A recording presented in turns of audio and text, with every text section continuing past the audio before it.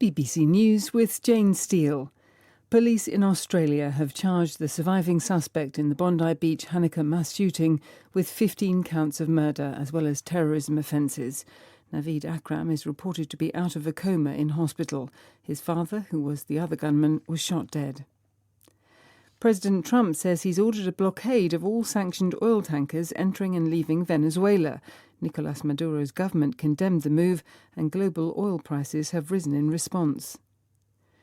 The International Energy Agency says global coal consumption is expected to hit a record 8.85 billion tonnes this year, marking the first rise in 15 years.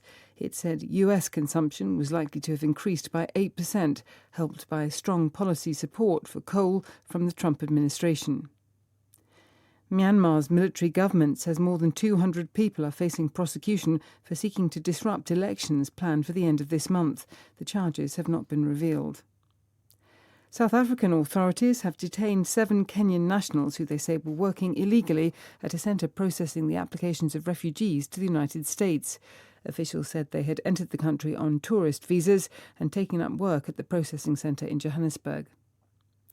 Britain has announced it will rejoin the European Union's Erasmus student exchange programme. It withdrew in 2020 following Brexit. China has sharply reduced tariffs on EU pork imports effective from today. The maximum tariff on European pork will be less than a third of the amount imposed in September.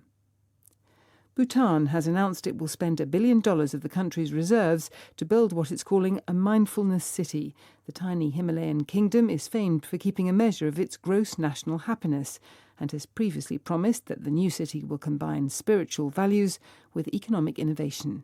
BBC News.